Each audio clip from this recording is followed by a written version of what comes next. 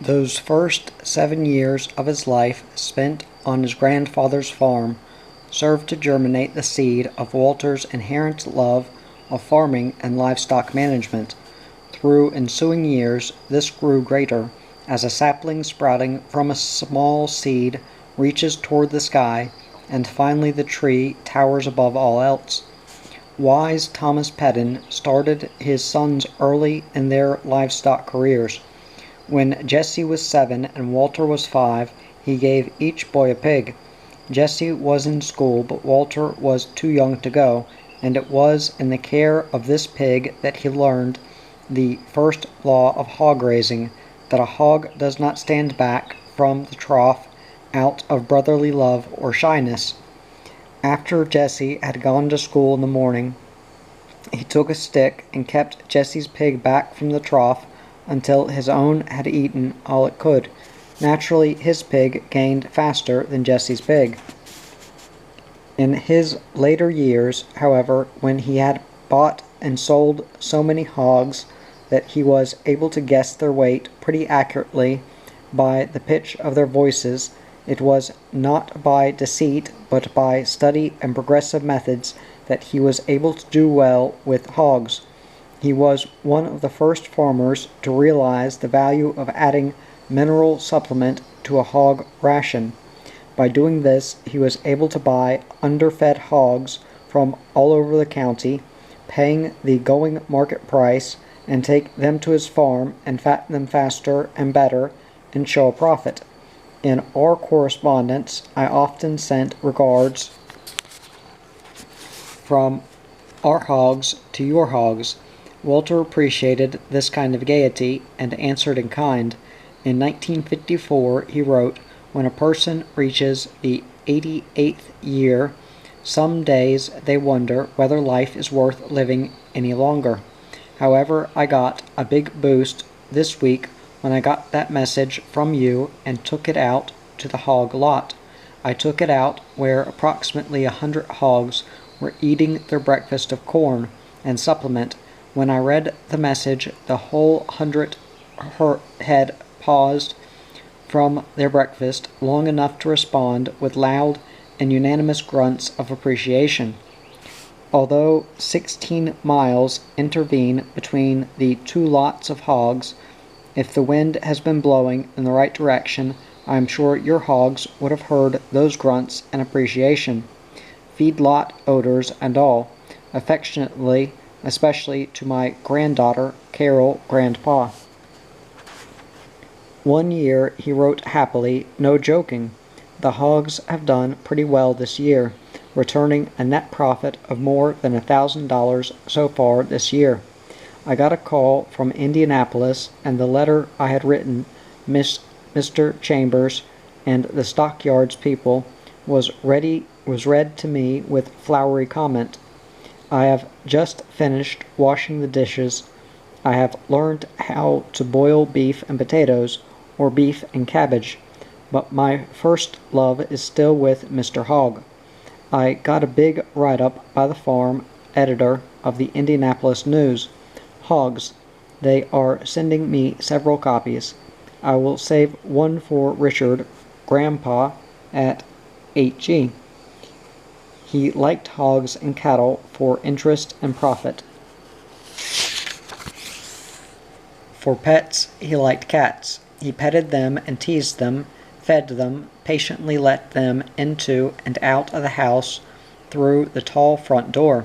In the furnace room, for their sleeping comfort, he had built a door in the basement window that would swing in or out as the cat wished, and the cats could come and go at any time. In his farming, by the time I knew him, he never paid any attention to chickens, but on the McCormick's Creek farm, when he was 5 years old, he had a pet hen, Old Blackie, and remembered her afterward with enough affection to make him tolerant of the wives of his farm tenants who insisted on keeping a few chickens. On March 4th, 1872, which was, as he always told us, the day of General Grant's inauguration for his second term, a hen came out from under the porch with 6 newly hatched chicks. It requires persistence, long-range planning, and a passion for motherhood to enable a hen to hatch eggs outside by this time in March. She has had to sit on the eggs 21 days incubating them, and before that she has had to lay them one a day in a hidden nest someplace. Walter's mother, Sarah Peden, knew the hen had started her motherhood project some cold day in January, and was so impressed by this henly achievement that she always afterward referred to General Grant's inauguration day as the day the old hen hatched under the porch. The little boy admired the fluffy, many-colored chicks and wanted one for his own. His mother gave him his choice as he chose the black one, which he, of course, at once named Old Blackie. He lavished attention on Old Blackie, and the hen lived to be really old, 7 years, and died a natural death peacefully at last. But there was a long time when the little boy suffered painful suspense over the life of Old Blackie. Mag, the hired girl, had decided to marry, and Sarah promised her a chicken dinner as a wedding present. Mag, who always liked to tease, told Walter she was going to stew Blackie for the wedding feast, and he believed her. Early on the wedding morning he got out of bed and caught his pet, and hid with her in the hog lot until mid-morning, when Meg came out to get her wedding chicken. She discovered him hiding, decided the joke had gone far enough, and told him the truth. It seemed noteworthy that even then the hog lot would be a place he would turn to for refuge in time of distress. To a small boy, the big barn Thomas Peden had built on his father's farm in 1857 looked bigger than the State House. Its hand-hewn beams, 60 feet long, 12 by 14 inches thick, were made from poplars cut on the farm. Thomas wanted a big threshing floor with no center supports to be in the way as he drove the ring of horses around and around, treading out the wheat. The hayloft was supported on a truss set on heavy oaken beams that rested on stone masonry. The stone shafts were 4 feet square, also taken from the farm. On one of the posts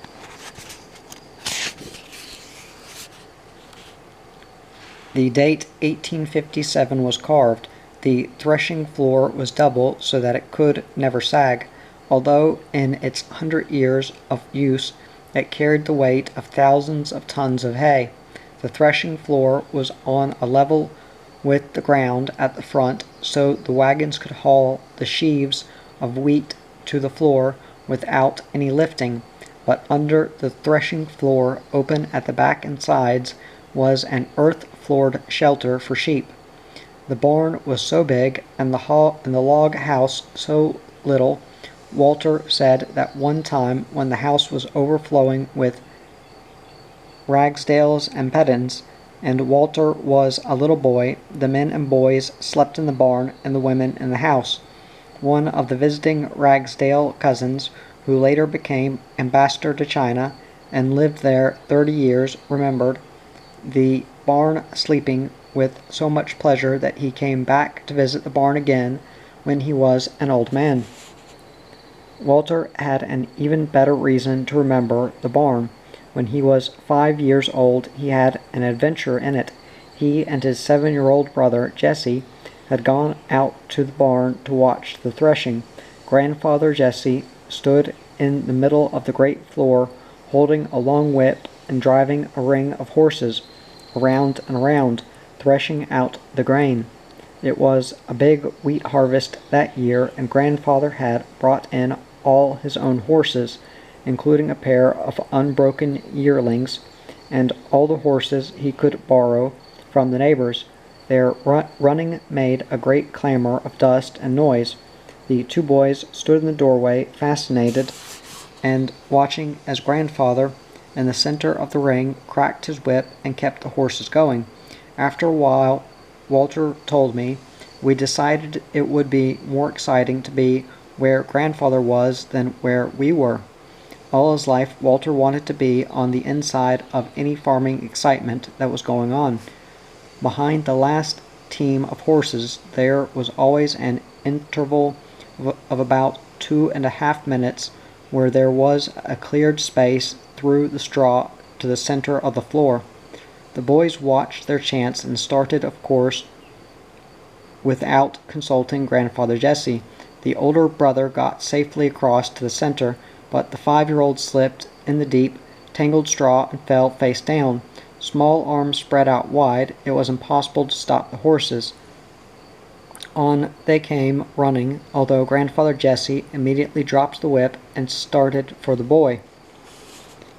You know, Walter said, telling the story, a horse's hind legs are not straight. The horses jump over me with their front feet. A horse will always try not to step on a person, but their crooked hind legs gave me, every time, a little roll toward the center of the circle. By the time he was thus pushed into the safe center he was unconscious, but I didn't have a scratch on me. His legs and arms dangled limply as Jesse picked him up and carried him to the house to Nancy.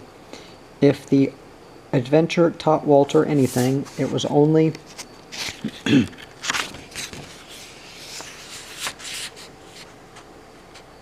that the Lord looks after farmers and children, and a farmer has to depend on his ingenuity in dealing with horses. The town house to which Thomas first took his family was a brick house with a tall stairway and a hard paved tile floor in the hall. Walter always remembered it for an experience he had soon after they moved into it. He was sitting on a step about halfway up the stairway one day, playing with a pet rabbit he had taken in from the farm. The rabbit leaped out of his arms suddenly, passed between the rungs of the railing, and fell on the floor, breaking its neck. But it was from that house he started to school, which was a pleasant memory. His first school was an old one on East Franklin Street, but later a new building was erected at the end of Washington Street, and he had to walk all the way across town to get to it. In rainy weather, the unpaved streets were often deep in mud, and the boys all wore boots. I always liked a rainy day, though, admitted Grandpa 90+, because on those days many of the children didn't come to school and I got to recite more often. People sometimes dumped sawdust into the larger mud holes out in front of their houses in the unpaved walkways, and since there were many people who kept a driving mare or milk cow in a barn or pen behind their houses, there was frequently some livestock in the streets. Walter soon discovered one advantage about living in town. If anything exciting happened, a small boy would know it in time to get out and watch it happen. He had the faculty for getting to the right spot at the right time. This is an hereditary trait a person either is born with or isn't, and all he can do about it is to indulge in it if he has it, or wish for it if he hasn't. There was that time the circus came to town. 86-year-old Walter told us. It was Barnum and Bailey, and they came into Spencer with 2 carloads of circus animals and people to perform. I was about 10 years old then, and I ran all the way down to the railroad track to watch the circus train come in. It stopped at the freight station a few blocks short of the passenger station up on the square. The town was just full of people who had come down to see the circus pull in and the people get off the train. The little boy watched a while and then decided he could see more excitement if he were on the other side. Grass and spectators are always greener on the other side anyway, he said. It was a long way around the train, and he was afraid he might miss something if he took time to go down to the last car and up on the other side, so he decided to climb between the cars. He took hold of a big iron bar he saw there and pulled himself up into the space between the cars, and then discovered the bar was in reality the handle of the lion's cage. The lion was lying there and not particularly hospitable. "Did he get up?" I asked. "No, but he growled at me," replied Walter, who all his life had a faculty for getting into danger and finding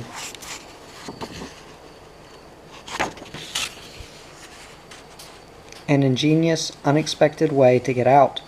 The little boy lost no time getting down on the other side, and was rewarded by getting to see dinner being served to the common crew. They got coffee and sandwiches handed out from the car window, he said. The big shots and star performers were to have dinner at the hotel uptown, a fact already well publicized by the hotel. These guests started walking uptown from the train. There were about 40 of them, and among them was Barnum's famous midget, Tom Thumb. Already Tom had been the guest of kings and queens and presidents. On his wedding trip, Tom Thumb and his wife Lavinia had been entertained by President and Mary Todd Lincoln. The circus people walked at their normal speed, and although Tom Thumb's midget legs moved fast, he was not able to keep up, and presently he was walking alone. Close behind and closing in around him from all sides came a crowd of delighted, curious women, murmuring. Close to them was the equally fascinated little farm boy. The women kept talking about him, Walter said, as if he couldn't hear them, or wasn't there. Things like, "Hain't he little? Oh, ain't he cute?" This walking-talking went on for some distance, with Tom Thumb paying no attention and only trying to outwalk the women, and the women following faster. And then, said Walter, with deep delight at the memory, suddenly Tom Thumb turned around and gave those women the awfullest string of cussin' I ever heard in my life. It was a performance not billed on the big flashy posters that were posted up all around the town, and Walter remembered it with great pleasure than anything he saw at the circus performance inside the big tent. It was Thomas's wife, Sarah Beam, out at the McCormick's Creek farm, of course, who tore off the corner of an old letter and rolled it up around the pencil-thick swatch of Walter Peden's taffy yellow, straight, thick baby hair. But years later it was pretty, romantic, family conscience Clara who wrote the notation on it in blue ink on the outside, Walter Peden's hair, 2 years old, and stowed it away in the lower part of the cupboard built into a corner of the dining room. This was in the Washington Street house where she lived for the last 40 years of her life. In that cupboard she kept many other things, family photographs, old postcards, and a ragged album, a small autograph book with fan-shaped faded blue velvet covers. There she had kept her first maternity dress, a rosebud sprigged chalice kimono-like garment, which she gave me to make into a dress for her only granddaughter. There also she kept the luxurious velvet small blanket with which she comforted her babies when she wheeled them proudly in the fancy reed baby carriage along the street of the little town in which she then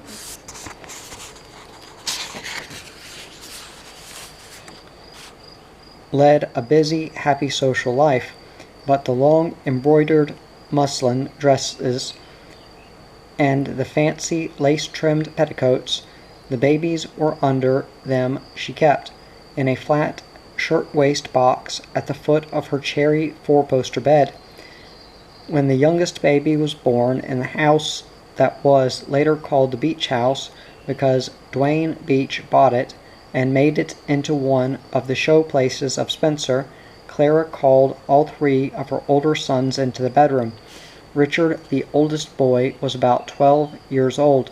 She had them sit solemnly on the shirt-waist box while she poetically told them the story of life. By that time, Riley commented, Richard, some years later, we could have told her more than she told us. By the time I knew Clara's dining room corner cupboard, it had become so filled with sentimental treasure that when you opened the doors, treasure came rolling out into your hands, and that was how, when we were emptying their house to sell, after their deaths, 2 weeks apart, one October, I came into possession of the swatch of 93-year-old hair. The old handwriting on Sarah's scrap of letter was faded to the dim brown characteristic of old letters. But Clara Peden's rounded, smooth-flowing writing was still bright blue and legible. It was almost like receiving a loving communication from her that October day, because somehow I had never seen the little packet before. The hair was still bright, though not as bright as the baby curls of Clara's own youngest son, Thomas Milton, nor those of her first grandson, Joe Richard. In his college days and courting years, and through his farming career, Walter parted his hair in the middle. It was thick and straight. By the time he had become Grandpa 90+, it was gray but still comb-resistant. It fell down, unparted, slightly like bangs, over his straight, high forehead, giving him the boyish, almost mischievous look his interviewers called pixie-like. This pixie-like look, together with a certain gleam in his luminous blue eyes behind their strongly magnifying glasses, was a clue to the fact that he had a story he wanted to tell right then. I'm in a reminiscent mood, he told Clara one Sunday afternoon when we were all sitting in the living room where the narrow, tall windows reached almost to the floor, curtained with long lace curtains.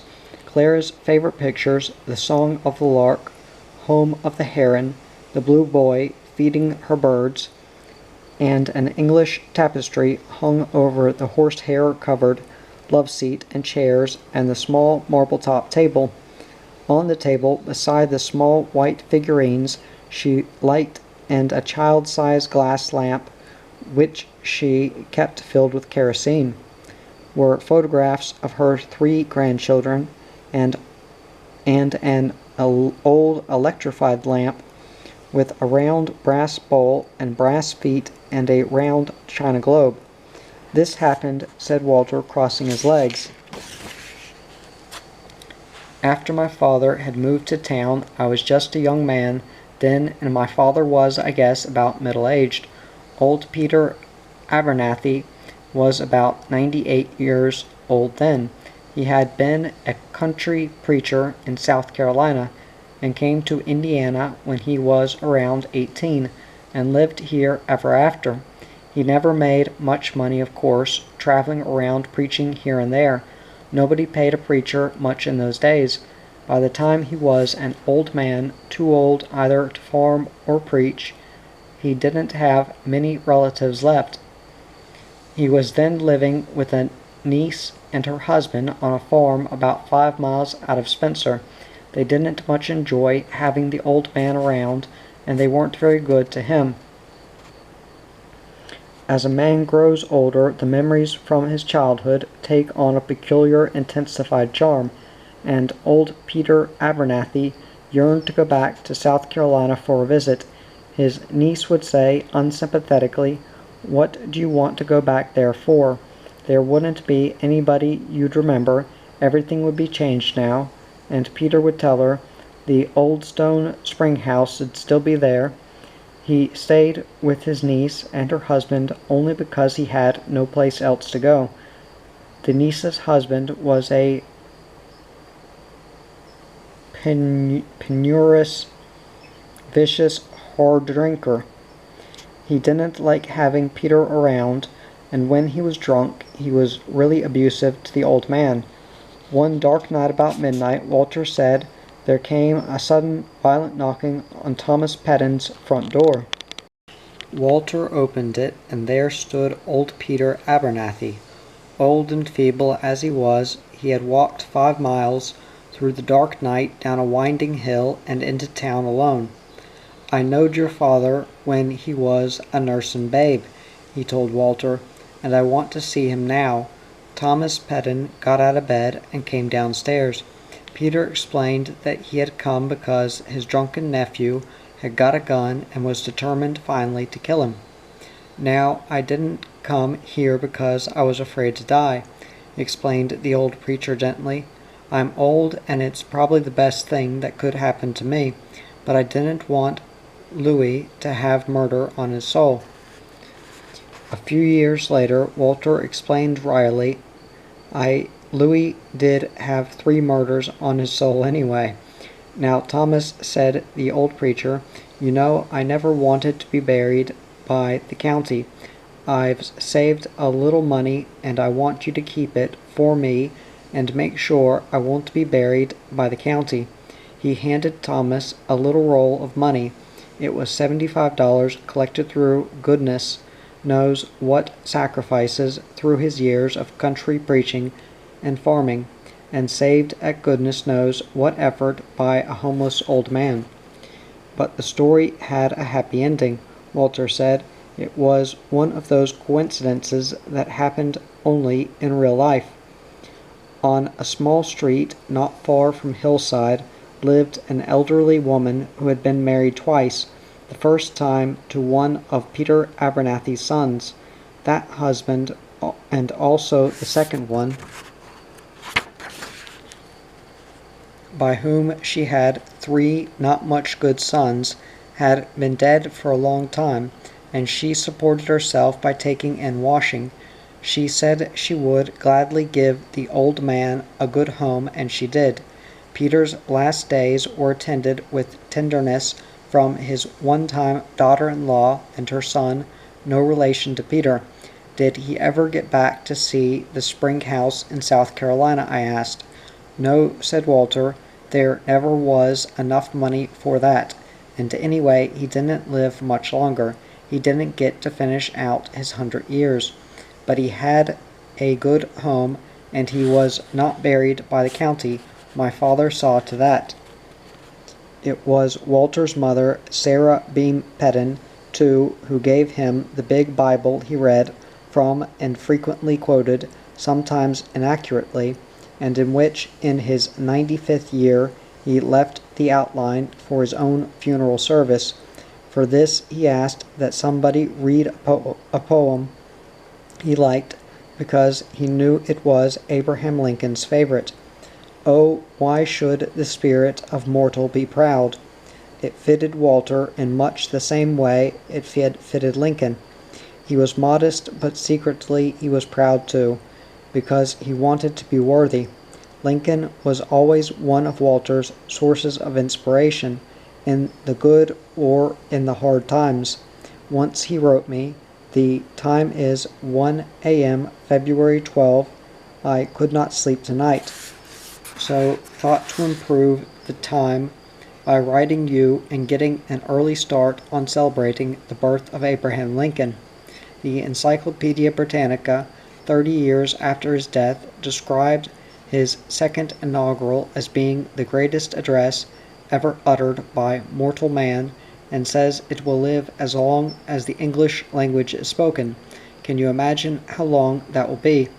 The chief of the Census Bureau says it is not how long a person lives that counts, but how well he lives that marks his age, and that Abraham Lincoln lived more in his 56 years than Methuselah in his 969, tending his flocks in Judea. If I have written anything of interest to you, I would wish I could lay it on your plate at breakfast this morning. Lovingly, Grandpa at 90 plus. A Methodist, though not fanatically religious, he never smoked and was not given to use profanity. That was reserved for times when ordinary speech had not enough horsepower. He wrote, "Many and many a time I have attended church, listened to the sermon, come home, and while Clara got dinner, read Lincoln's second inaugural, and got more out of it than I had out of the sermon. So if you don't feel like going to church, read it. Your soul will be uplifted." When he was graduated from Spencer High School with an average grade of 90 and therefore listed with honor students in the Owen County newspaper of April 1886,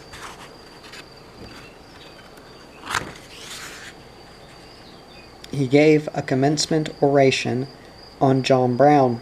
Proud of him, his mother bought him a book that, in high favor as a gift from loving parents to child, it cost $3. It was a large book with hard brown covers, and its title, printed in gold lettering, was Mother, Home, and Heaven. It was a dull book of poems, essays, and short moralisms, and there is no evidence that Walter ever read it. The choice of this book for a lively, strong-willed boy of 18, who studied enough to make superior grades but spent most of his time on the farm even then, simply indicates that Walter's mother was one of the several women who did not understand the capacity and determination of this man. He was no sainted angel, his son Tom told me once when we were discussing Grandpa 90 plus. Remember that blue stein on the mantle is what he won playing cards when he was in college. In the fall of 1886, he enrolled at Asbury College. This scholarly institution in adjoining Putnam County offered intellectual lectures, debates, and programs almost nightly. Walter's cousins, Fred and Lizzie Pawshin, made brilliant records there, but Asbury's scholarly blessings made little impression on Walter Peden. He was more interested in Jack Green and Jim Egnor, who drove the mules that pulled Greencastle's streetcars over the college town.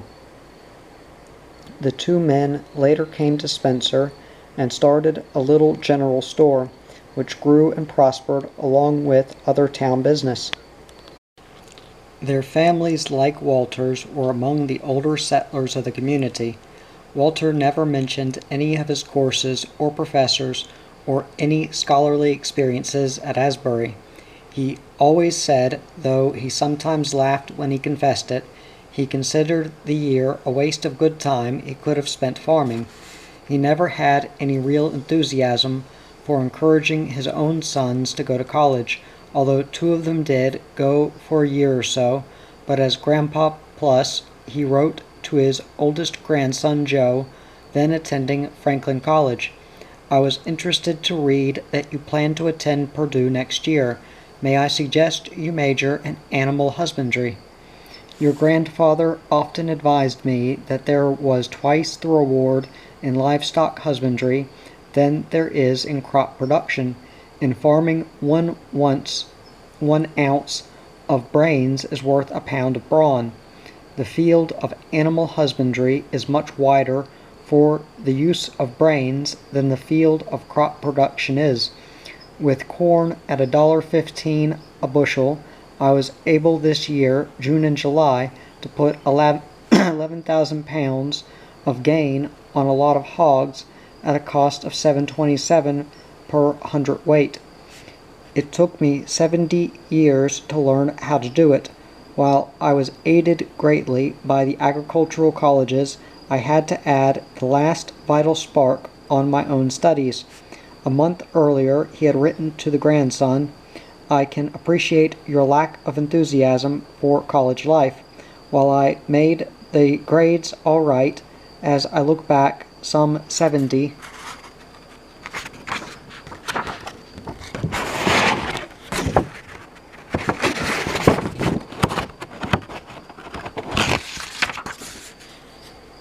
years, I believe my year of college life was the least fruitful of all my 92 years.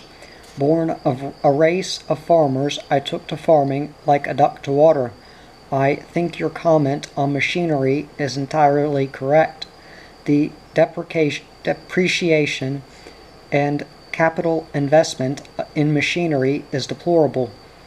There is much less depreciation and more increase in value in livestock investment skillfully managed.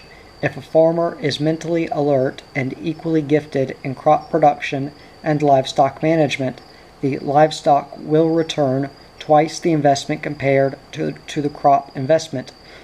Backed by my 70 years of experience, for profit, I would rather have the profits of the feedlot than of the crop production on a farm.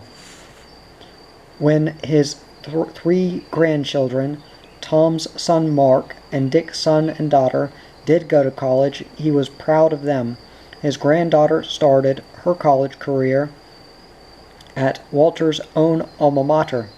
When she was still in high school, he wrote her, "I note with pride you were second in your class of 269.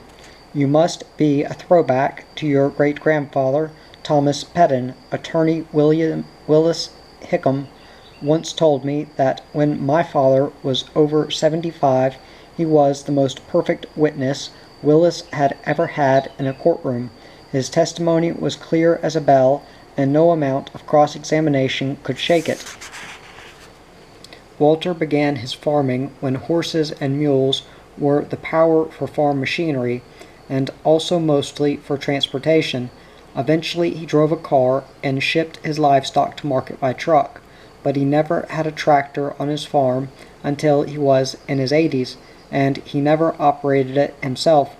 In his mid-40s, he had an adventure with a high-spirited driving mare that called for the use of all his ingenuity. He was not a large man. When he said he was 5 feet 7 inches tall, people looked skeptical, and he never weighed more than 130 pounds, even in his youthful years when he ate heartily.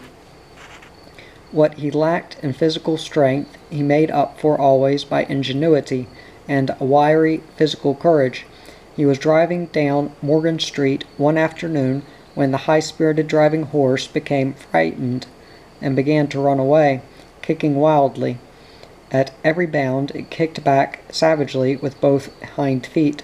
It had already kicked away the dashboard, and Walter knew he was going to be next.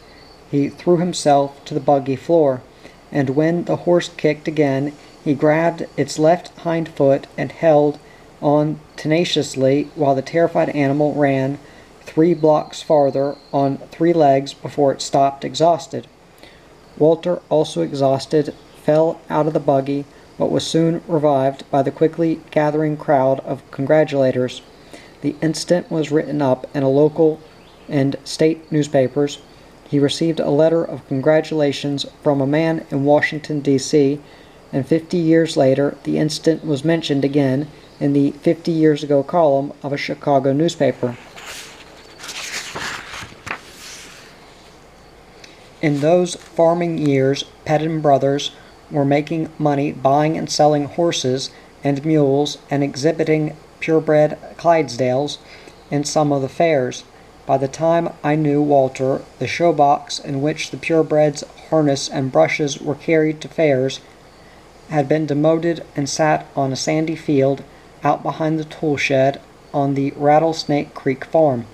I retrieved it and used it in the house to keep quilts and blankets in.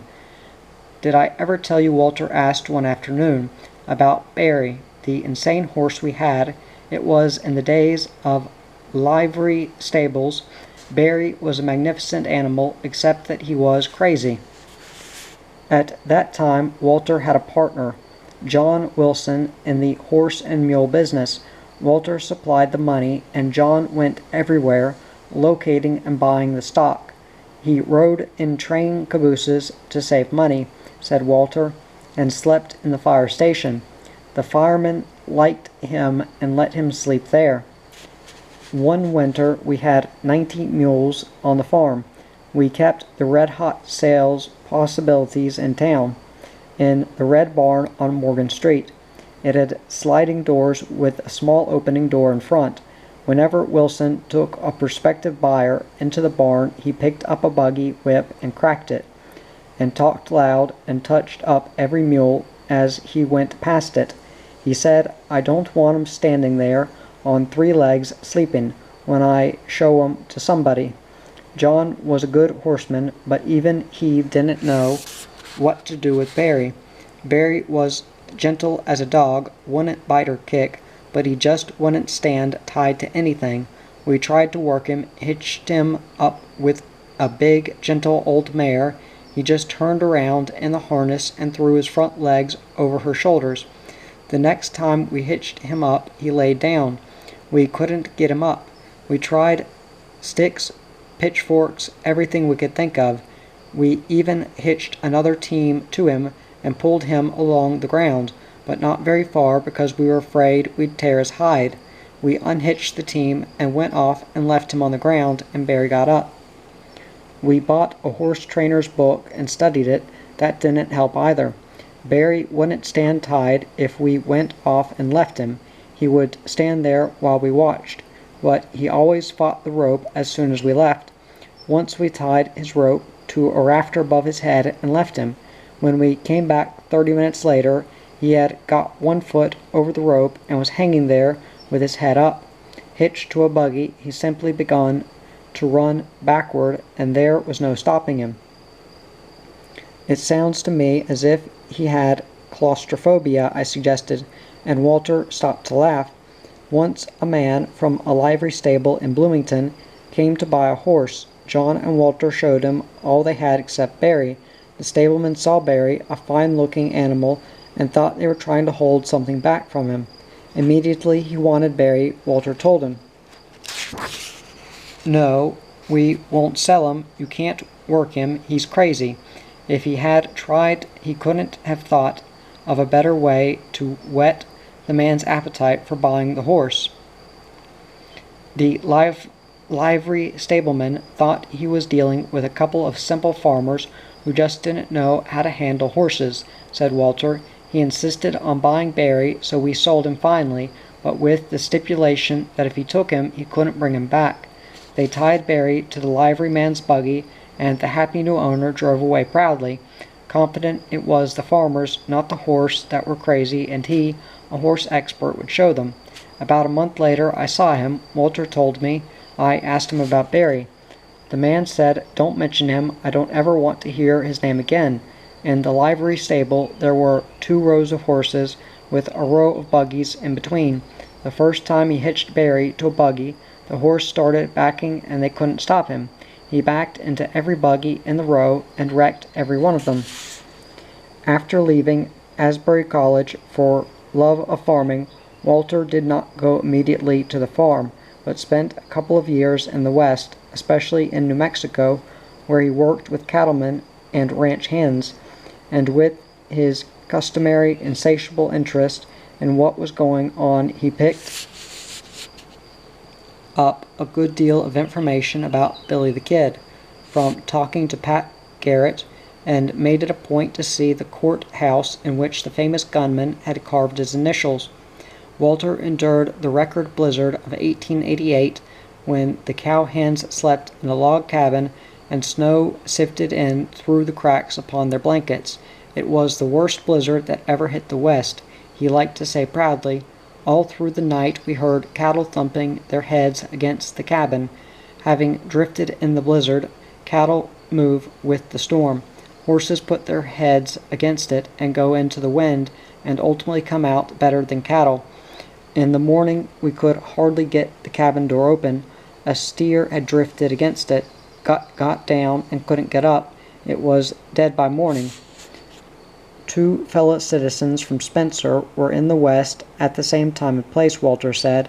The sheriff was one, and Dr. John Sloan the other. The morning after the blizzard, Dr. Sloan had to amputate the leg of a young cowboy, and the only place to do it was at the butcher shop. Dr. Sloan gave him some money and said, Go get 2 bottles of whiskey, one for the boy and one for me." Walter always related happily that the boy lived and was even able to ride horseback and drive cattle afterward by using a special kind of stirrup. The sheriff was a man Walter had known in Jourdan village in Owen County. There had been a great deal of horse stealing, and the cattlemen were pretty much worked